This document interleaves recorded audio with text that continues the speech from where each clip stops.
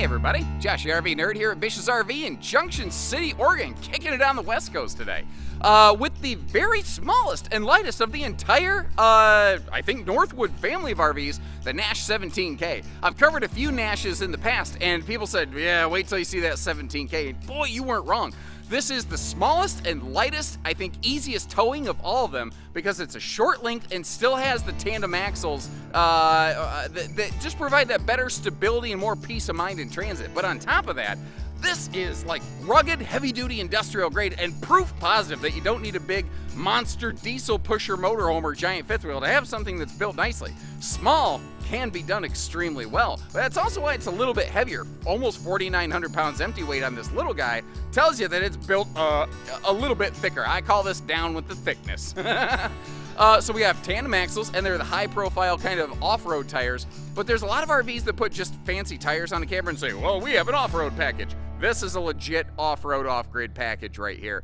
So it starts with those tires. It has a shock suspension or shock dampening system between the axles, and it actually does have a shock suspension system going along with it as well. Now, the off-grid package is going to do things like greatly increase the propane capacity of this, generator prep it, expand the solar to a huge capacity, meaning this is something that if you wanted to just go to the parks and have a good time, pull up, you totally could. If you wanted to get away from people, which I totally get that after flying on an airplane all day today, I'm ready to get away from people. That will let you get away from people.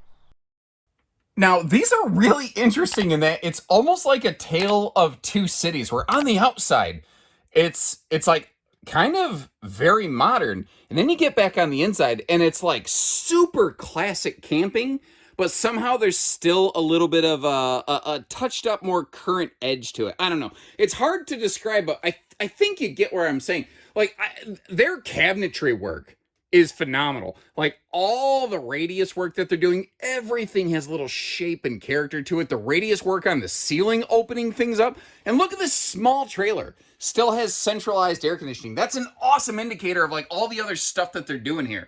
Because even though this is their smallest floor plan, they still do it all the way, as it were. Now, this is very interesting in that it's almost a very similar floor plan to something like a Cherokee Grey Wolf 20 RDSE. And maybe that number doesn't mean anything to you. I will leave you some links in the video description of some similar things to this.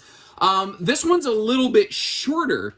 It does have something I think a lot of people are not going to like up in the bedroom. It has a corner camp queen. Let's go ahead and get that volunteered and out of the way. I will try to tell you what I think is the good with the bad. I'll try to tell you the things that are awesome points, as well as the areas that might be points of concern. And I always try to shoot people straight. That's what I do here. Like, for instance, like you're like, okay, why are these heavier? Why are they more expensive? Just look at the dinette cushions. And that's not the only reason why. It's another indicator. Everything in this is thicker, more plush, heavier in duty. The flooring construction has like more cross members. They build their own custom chassis. They don't ride on an industry standard chassis. Which is something I think is really cool about them. And they do a fantastic, very classic old school table system here that I don't think gets the credit it deserves. It's not flashy. It's not fancy. It's just a single drop leg. But you know what? It's also pretty much a no knee knocker where it's mostly out of the way. And it easily just kind of brackets and swings down into a little bonus sleeper. Now you may notice that's not like a full body, like wall-to-wall, 8-foot wide sleeper. That is going to be a smaller guest sleeper. So if you're thinking of bringing an adult with you, you might have to do something like modify this dinette backer right here to kind of slot in and slot out for the extra kind of leg room or, pillow room. Well, what's nice is they don't waste that space. It's an interesting kind of open bucket trough of space. And I would really like what would you use that for? What would you put in that? Now, I was mentioning, areas where this is a little bit heavier in duty. The dinette has yet another area that you can see where Northwood does it different, man. They're built different. Because where you're sitting, you're on these, like, full 2-inch thick laminated bricks, basically.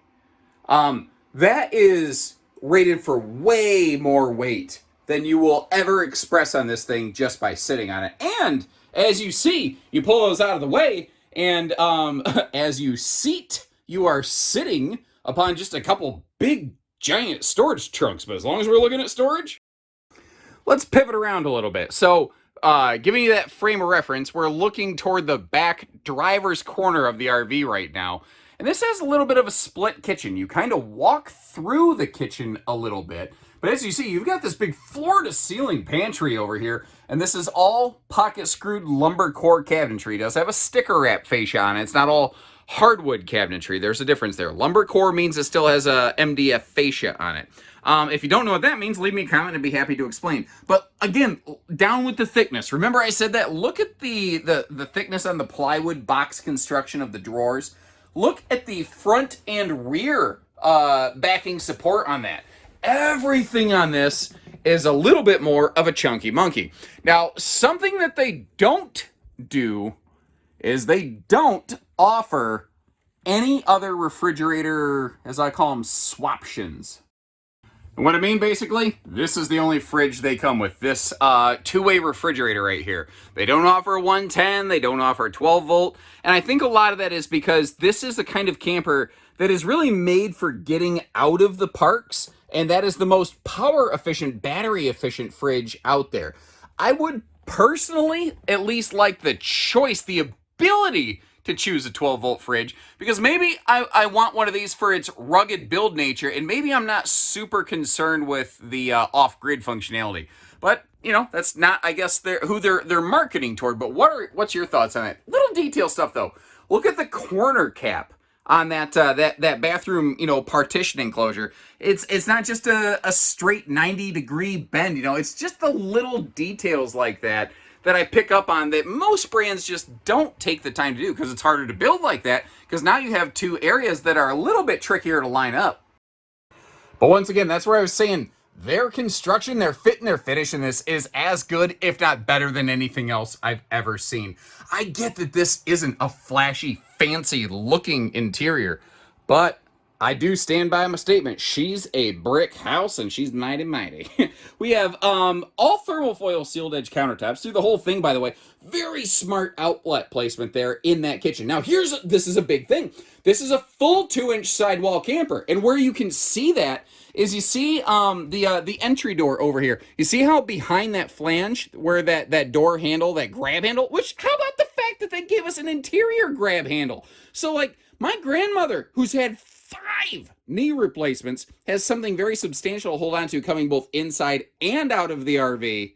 Little things like that just kind of speak to me. Like, growing up camping with my grandparents, watching her go up and down steps. Anyway, but there's not a gap behind that door flange. It's a full 2-inch sidewall, which allows them the depth to actually mount outlets in a laminated wall. Now, that might come as a little bit of news to some folks. Nash historically was not a laminated sidewall RV.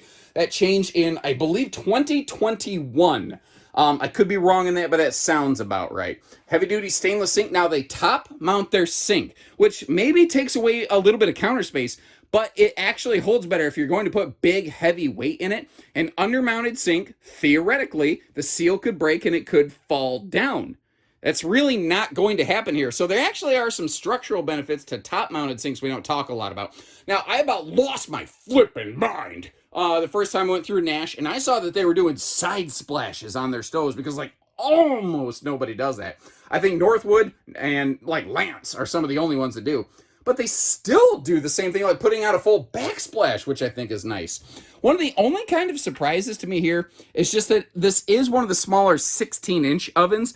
I think they reserve the bigger ovens for stuff like the Arctic Wolf, though. Now, right here, I'd really kind of like it if they, like, left a little sorry, I got a little bit distracted because these folks are on candid camera. They're like, is that the guy from the videos over there? They're pointing at me. Anyway, they're YouTube famous now. There we go. I don't know what their names are. We're gonna call them Frank and Rita. If they're not Frank and Rita, then frankly, I'm sorry.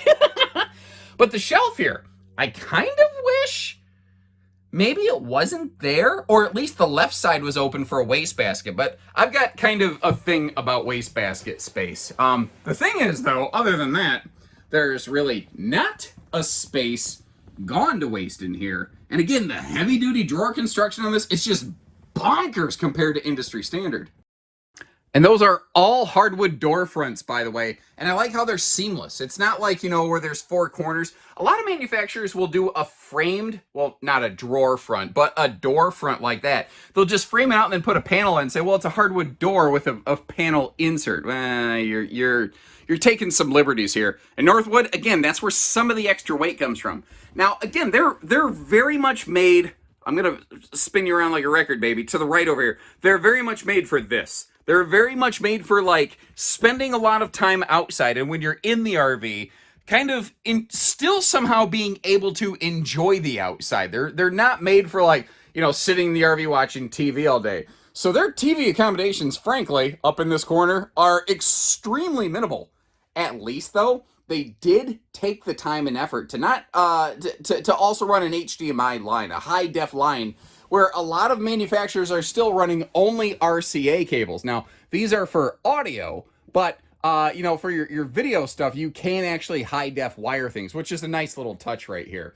I tell you what, it's real wood because every now and then you find a little knot in it. Do you like, by the way, when you see a little knot in something like that? Personally, I kind of do, just because it adds that little bit of country character to it. But again, look at the fit and the finish on everything. It's always so flush and so nicely done on these. Little stereo DVD unit up top. Up front here, I'm gonna ding them for one thing. And I think if you're a regular member of the RV nerd herd watching these videos, what do I dislike about what I'm looking at right now? And it probably ain't going to take a whole heck of a lot to figure that out. I do like this. I do like that it doesn't give you an elephant enema pocket down there. I dislike this open space here without any sort of doors helping keep that storage in. Now, it does at least have the little lips right here, but, that's stuff I do. I'll share kind of the good with the bad with you. Kind of like this. I got myself deadbolted in here. I'm going to actually slide my fat butt out the door just a second and give you a look at this right here. Now, immediately, with this being a corner bed, there's a bunch of people just went, ha! No thank you, buddy. Why didn't they build it with a walk-around bed? Well, they build plenty of other models with a walk-around bed. This one they intentionally built shorter, so they did go east-west with it. It is also a camp queen, so that's kind of a double whammy. It's a corner bed that you have to crawl over your partner to get out of, and it's a short bed that a tall person like me wouldn't do very well with. So this camper probably, from a sleeping standpoint, wouldn't fit me very well. But look at the fact that their mattress doesn't suck, dude. That's as professionally as I can say that. They're using a double pillow top bed right here. So where most manufacturers do throwaway bedding, at least they're giving you something very legit and substantial. Again, that's adding some cost. It's adding some weight. This is not intended to be a budget ultralight kind of camper. This is intended to be rugged, long-lasting, and if you're looking for the last thing you ever want to own, Northwood might be a brand you want on your menu here, as it were. Now, the bedroom storage is a little bit limited, obviously, because they didn't have two sides of the bed to put storage on. At least they did include this big overhead cabinet right here, which, just to kind of give you a point of reference, I threw the crank jack for the corner stabilizers in there. And I'm not using fisheye lens mode currently. This does have a vaulted ceiling, and that trim piece up top really kind of drives that home. In case you're curious, though, that's kind of what fisheye mode looks like here. A couple people have said, because, in a small, tight space like this, sometimes it is very handy. I don't like to do it very much, but they said, listen, you're making a big deal about it. Just let us know what you're doing and don't do it all the time, and it'll be okay. Now, a couple other little things I noticed around here. I just want to make sure you spotted them. Up in this kind of recessed headboard area here, you see how there are household and USB outlets, double sets. Now, this was actually an area in the nose cap of these. Sometimes in the past, they were a little inconsistent with insulating. They have since gotten much better about that. So, like, there were some folks where occasionally, if you'd pull that headboard shelf out, they're like, you're looking at the nose cap, and you're like, no wonder I was a little hot in the summertime. They've found where that error was in the processes. They found that out a while ago, actually, and they addressed that. And I like this little stand over here. It's just hollow. It's an open pocket. I kind of wish there was a set of outlets over there, though. That would be cool. Now, you may have noticed there's one of those big, giant Dometic XL vent fans up here. That's cool for some awesome airflow because, again, when you're potentially away from the parks, you're not always necessarily running that big air conditioner over there. But when we get here in the bathroom, psych! We have the same big vent fan. You thought I was going to say we only had the 4-inch fart fan. No, we have the full fan. Now, with that vaulted ceiling and the nice rectangular shower, I found the experience pretty decent because the skylight is toward the shower head, which is on the inside wall. So, like, the shower head, you may have noticed, is right over here. It's not, well, obviously it's not over there because you can't see it. It's not like it's invisible or something. But it means that the shower head's at the tallest point. So if you're taller like me, you have some good headroom. Now, the toilet space here, if you are left-handed, it felt a little more tight and restrictive. I'm not left-handed, so I'm kind of estimating that. And they did kind of slant the, shift the toilet over a little bit, I think to favor right-handed people a little bit more. Now, that's one of those things, again, I'm kind of estimating here. So if you are a lefty or a righty, I don't care, depending on how big you are, when you are RV shopping, let me phrase it this way since I'm failing miserably here. Make sure you take a second to sit on the toilet to make sure you fit, because if you can't sit down and do your business, you're going to very quickly find you're going to be unhappy with this camper. Now, one of the tricks with this one is, with it being their shortest model, that means that it is the lightest weight, the least expensive, and the easiest towing. Those are monster good qualities. It also means it has the smallest awning, because it goes all the way back to that window, and then they had to leave a little bit of room for that baggage door to open up. They couldn't do much more than they did with it, unfortunately. Now, up front here, obviously we have that candy-coated nose cap, just looking real good, giving that hood ornament Smex appeal. But you may notice, as Gizmo would say off the Gremlins, bright light. There's some crazy floodlighting on this thing. You'll also find some more of that on the back of the RV. Now, it's really hard to miss the fact that this is one of the off-the-grid editions. If you're down with OTG, yeah, you know me, you're going to like this thing here. Because about every 2 feet on this, they put the words off-the-grid on it. So it's pretty obvious. But what that's giving us, there's a bunch of stuff that goes with it. Like this elevated little tray on the tongue here. Be cool with what you put on that. You go bulking up too much on the front of this, and you could add a lot of tongue hitch weight that can be potentially overloading on some vehicles, especially half-ton type things. Watch that. But we are also getting 40-pound propane tanks to really give you maximum time away from the parks, away from everybody. And are you noticing how tall that power jack is? Because, if you're going to go off the grid, chances are you've got a truck with some kind of lift or tires or something like that. So they put a very long shank jack on that thing to help really keep it up out of the way. That little foot pad basically will rest all the way up there, and that's not even the lowest point on the tongue. Now, we're going to get up on the roof and check out some solar stuff, but it does still maintain a side prep point where if you wanted to add a little portable package, you could do so. Now, I've got my little portable pack over there, but I don't need to do that because between the solar panels and the fact that this thing's plugged into park power, I could run all the lights I wanted. But you can sit in the shade, you can chase the sun, you can do whatever you want to do. Now, I've done a bad job of covering a couple things on these Nashes in the past. One of those is the fact this has a bigger, like 10-gallon water heater on it. So that has a fifth wheel size water heater on a little camper. So if you want to take a couple back-to-back hot showers where one of you doesn't have to go and, get the cold shower down your back, whoo. But that's like, when you're getting into kind of a cold pool, if you try to like tiptoe into it, it sucks for so long. You just got to hold your breath, you just got to bite the bullet, and you just got to dive in. And your body's going to go, hey, for a second, and then you're going to be fine. At least that's what mine does. I'm so glad you guys couldn't see my face when I did that. I'm sure I made the dumbest screwed up face.